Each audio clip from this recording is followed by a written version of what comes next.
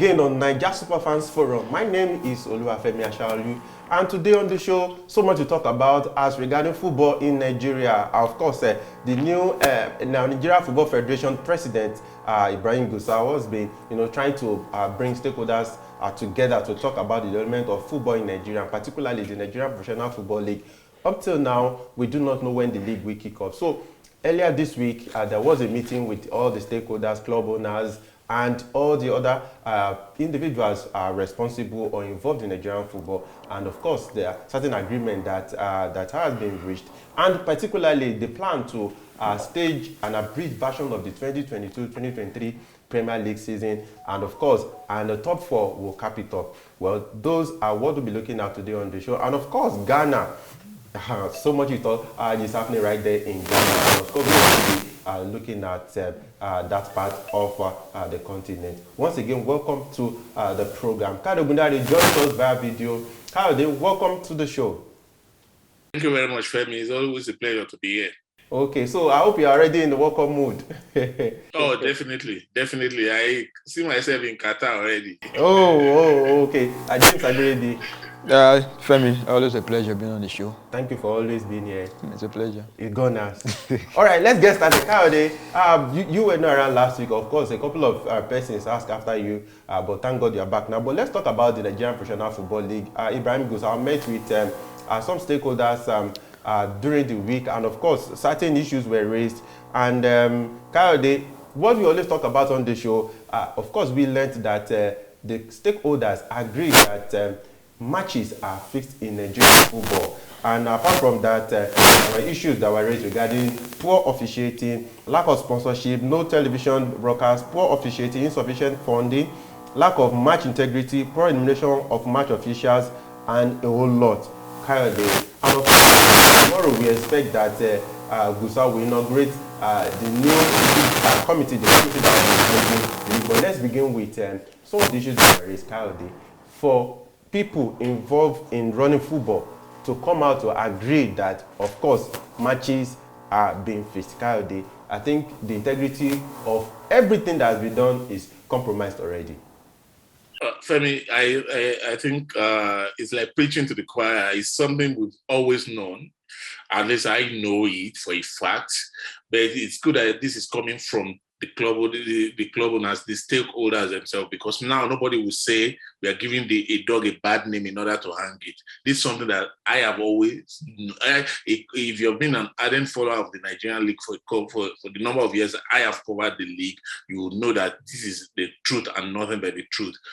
The only ray of light for me is that by coming out to openly admit it, I hope there will be a change of attitude. There will be a prick on their conscience that, okay, we should stop this and get clean up our hearts and move forward, because everybody has seen now that this is not taking anybody. I mean, it's so easy to know if the league is fixed or not.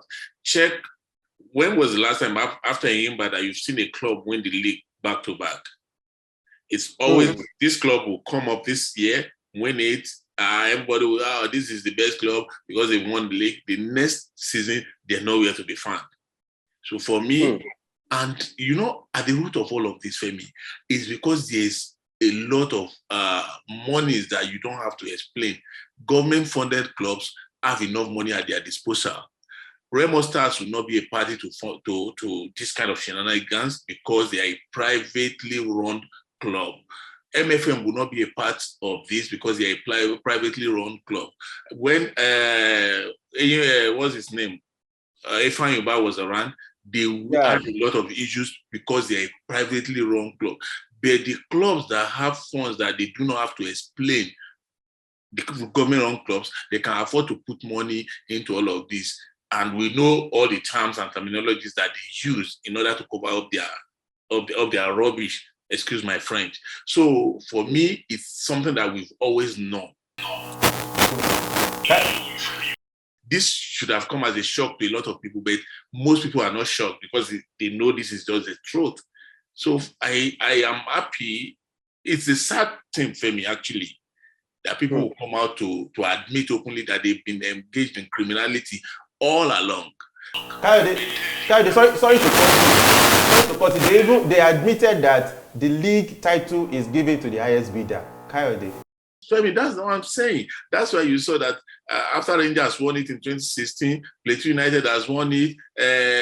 This person will win it this year. Another person will. Rivers United won it this year. Next season, they know that it's a turn-by-turn Nigerian PLC.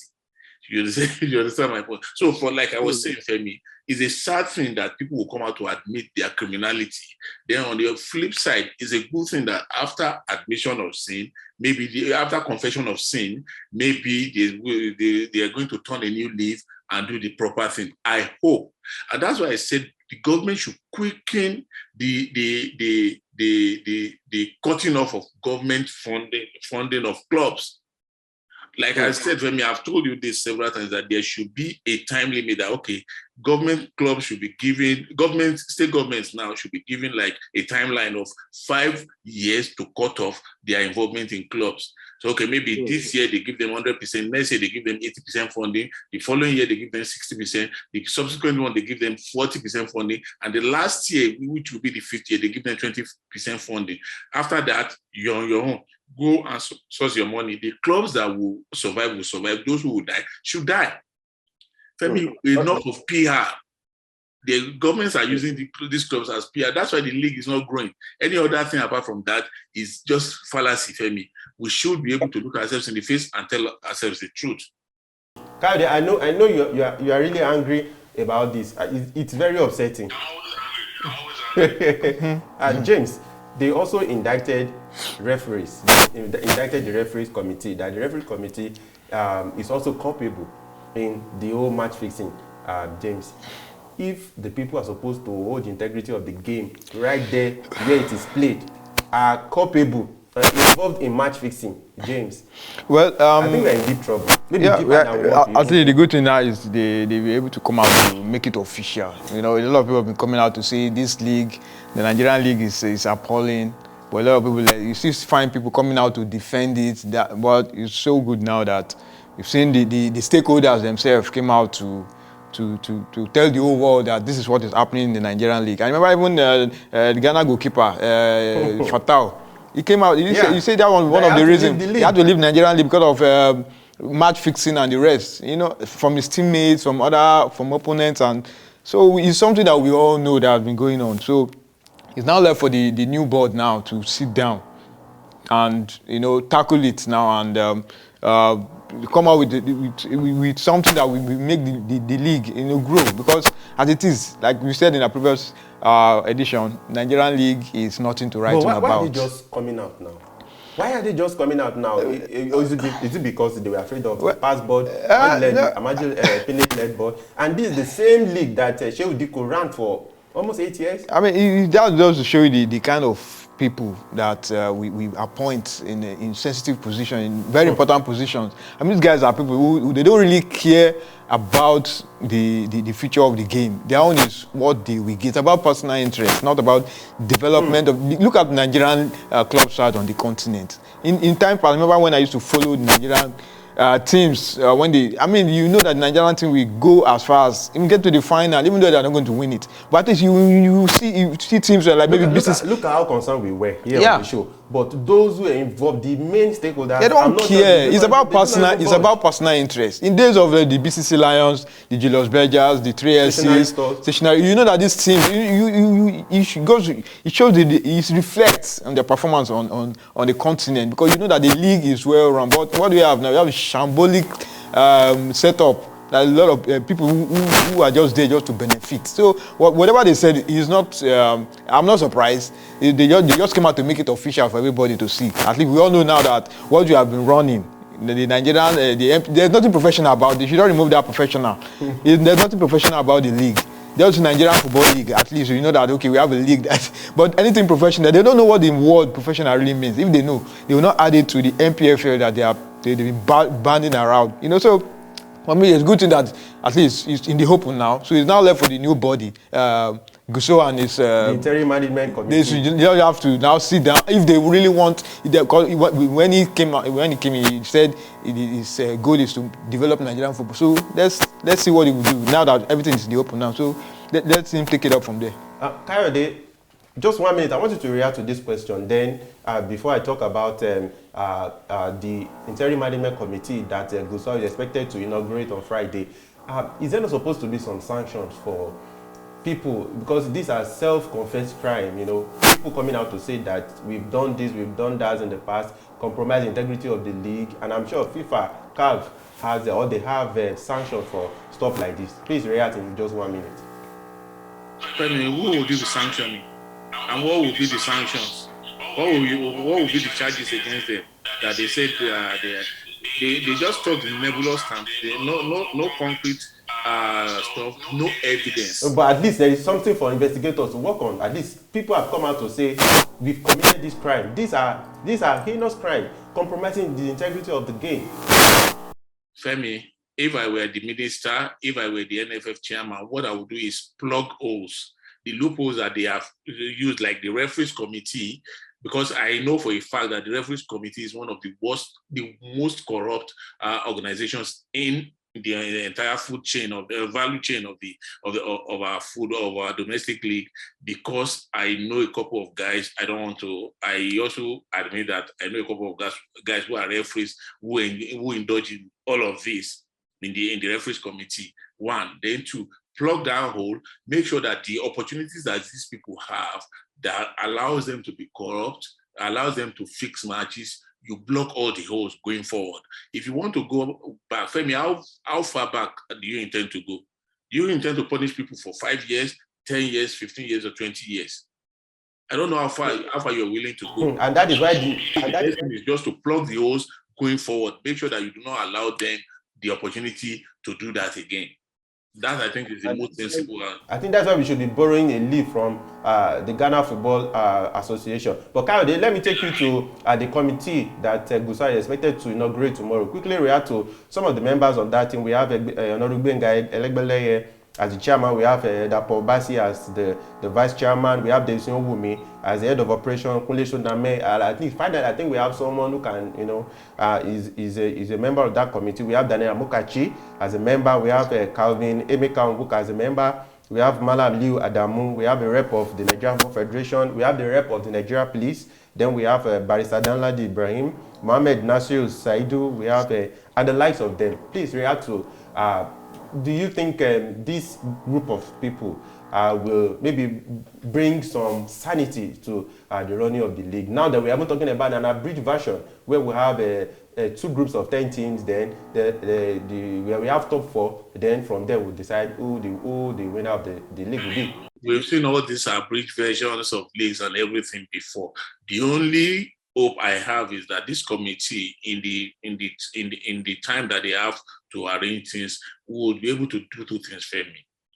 And look for sponsors, put the league on TV, and ensure that the players get good money.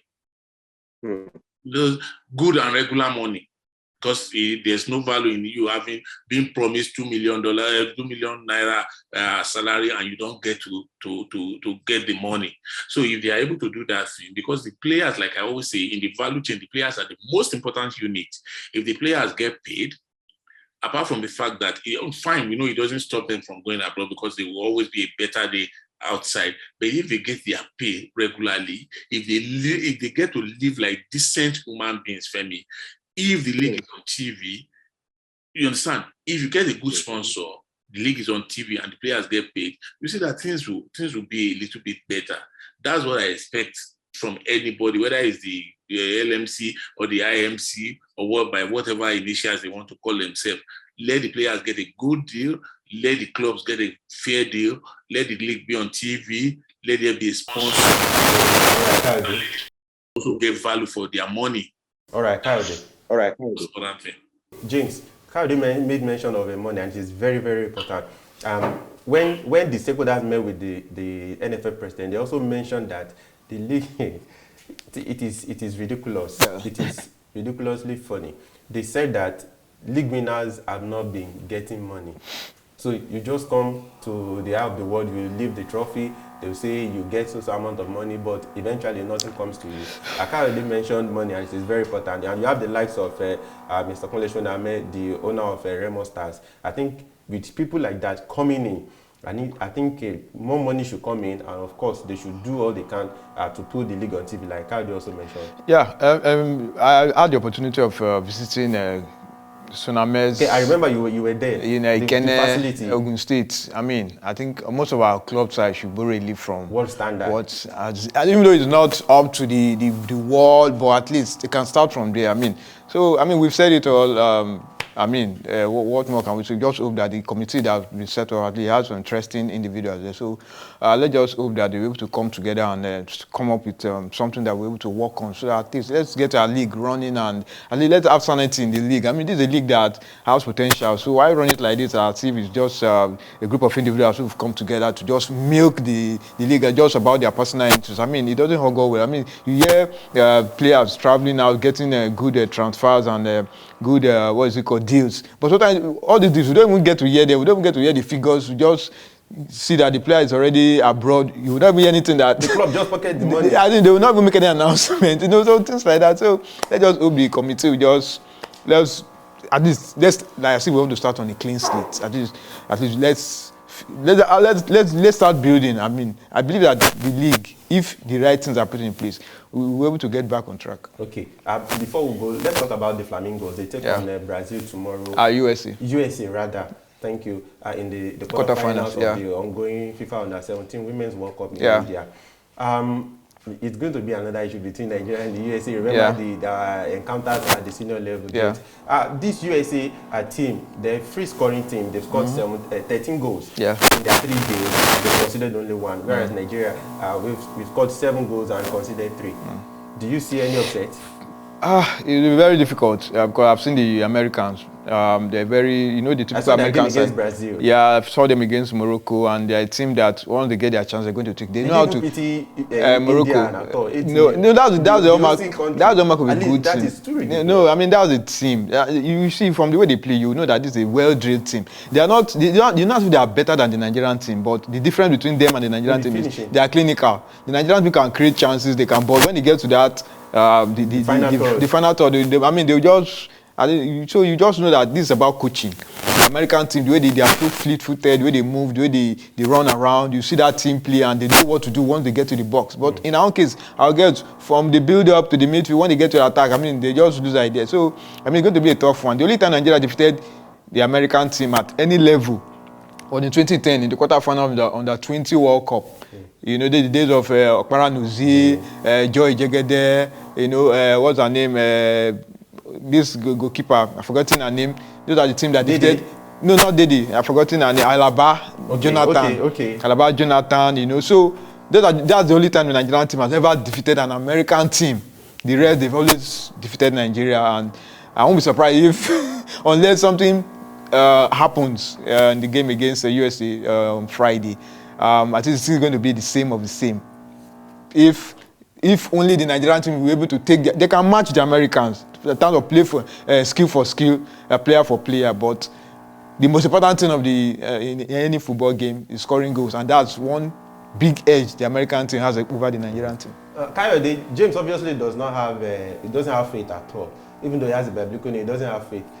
Let's hear from you. Do you think Bankole Olowokere's girls can actually do something? Because speaking after their 2-1 win over Chile, he said they're going to make Nigerians proud. Do you think he would eventually have the tactical edge over the Americans on Friday? Femi, the coach will say whatever the coach has to say in order to lift the spirit of the girls and in order to make Nigerians happy. But the fact is that there's a gulf of difference. If you saw their game against Germany, the way they controlled the first half, if there was no tactical naivety on the part of the coach himself, they could have held on for at least a draw in that game. That was the minimum I thought they were going to have. But then they succumbed to 2 goals in the and lost the game. So against the US that has been on rampage, firing everybody, I think they and Japan are the only 2 teams that have won all of their. Okay, and Germany They are the three teams that have won all of their games. So for me, I think it's a very, very uphill task. If they're able to overcome the US, that would be one of the eighth wonder of the century. As a patriotic Nigerian, we always want our teams to win. But as analysts, Femi, we have to shun our sentiments and say it as it is. The game as it stands, as of today, weighs heavily in favor of the US. But this is football. Anything can happen on the day. If I were a betting man, if I were to say, put my money on a team, I think the US will have my vote. Because they've shown over 3 games that they are ruthless, they can beat anybody. But then, to speak for the Nigerians, the US have not played Nigeria. And when you play Nigeria, everybody has learned to be very, very careful, because you never know what the Nigerians, the grey and white, will put up on the day. Let's hope. We can only hope. But I am not looking up for much in this game. I'm not. So James doesn't have faith. You are also not patriotic. Let's look at quickly. Our producer said we have just 1 minute, but let's quickly talk about CAF Confederations Cup. Of course, the playoff. Remember, Plateau United and Rivers United, they dropped to the playoff now. Let's quickly look at the pairing. Rivers United against El Nassr Benghazi, that is of Libya, and of course Plateau United against Al Hagda of Libya also. Kayode, we saw what happened, particularly in the second leg against, I'm talking about Rivers now, against Wydad, 6-0. Do you think they must have learned something that will help them in their game against Al Nassr? Just very, very quickly. They should, actually. And I listened to you and James on the last program. I understand the sentiments you guys expressed in that program, and I think even though the odds were stacked against our players, but like I always say, Femi, once you have this defeatist attitude that we cannot get anything from this game because we are playing the North Africans, then you've lost 1-0 before the game will start. That is exactly, okay, we are playing another North African side now, Libya. And Femi, if you want to know, the Libyans are as mad as every other North African country. So that means there's a repeat. Whatever they've learned, we'll get to see it when they play, when our guys go there. There's one other thing that some people talked about. Femi, let me quickly say this. They say we've not been ruthless enough at home. And I mean off the pitch. One day, I will tell you guys a story about the 3SC's campaign in the CAF Champions League final against Zamalek in 1996, but that's a story for another day. So probably that will put this in context. But like I said, whether we like it or not, we are playing another North African team. Both teams are going. We are going to Libya. The Libyans are coming here to face our teams. This is another opportunity to get into the group stage of the Confederations Cup. We would have loved if they got into the Champions League group stages, not the lower ranked Confederations Cup. But it is what it is, for me. You have to deal with whatever you have to deal with. So I wish them all of the best. All right, James, before we leave, Kayode said our teams have not been ruthless enough at home, and I totally agree with him. I think that is going to count again in these 2 legs, as Plateau United and Rivers United will have to play a Libyan team. Well, sometimes it's not even about being ruthless at home. Sometimes we've seen the North Africans, when they host the first leg and they see that, okay, this team, they always the plan. They always try not to concede so that they won't have much to do if they are the ones going for a return leg, So I think what they should do, I think the Nigerian team, they will host the first leg, if I'm not mistaken. Yeah. So I think if they can just be tactical and, the way you approach the game, even if there are some teams that if they can score, they make sure that they don't concede at home. So that when they go away, they're able to, that it's an open game, just like what Nigeria and Ghana in the qualifier. After the 0-0 draw, I was very annoyed that the game ended 0-0. Because I know that when it comes to return leg, the pressure will be on you that's hosting. So for me, I think the 2 things that I want to believe they must have learned 1 or 2 things against those big heavyweights from the Tunisian and the Moroccan side, playing against the Libyan, just like what I already said. They are not different in terms of their mentality, but I think they should be able, based on if they've learned a lot from the Champions League, at least they should have been able to at least know how to approach this game. And if they can just do the needful, I believe they will able to get skilled through into the group stage. Okay, so the first leg and second leg of the playoff, whoever wins this side, of course, will get a place in the group stages, the group stage of the CAF Confederations Cup. remember, keep that date. The first leg will be on the 2nd, while the return leg will be on the 9th of November. So we wish Plateau United and Rivers United all the best as they at least try to salvage something, having lost out in the CAF Champions League. Kayode, thank you for joining us on the show today. It's always a pleasure for me. And James, thank you for always being there. Thank you, Femi. Always a James, pleasure. Kayode is not always here, but you keep us in. Yeah, we just have to. The show must go on. The show must go on. Okay, so our countdown to the 2022 FIFA World Cup in Qatar starts today. Yeah, today it's officially 30 days to that tournament. The first of its kind in the Middle East. So watch out for our countdown today. You wouldn't want to miss it at all for anything. Remember, every day we're going to bring you something special regarding Ghana, the Black Stars, Major League, and of course all the other 4 teams that will be representing the continent in the tournament. We have to leave now, and I remain Oluwafemi Ashaolu. Don't forget, our countdown starts today. Until next time, have a fantastic time for yourselves.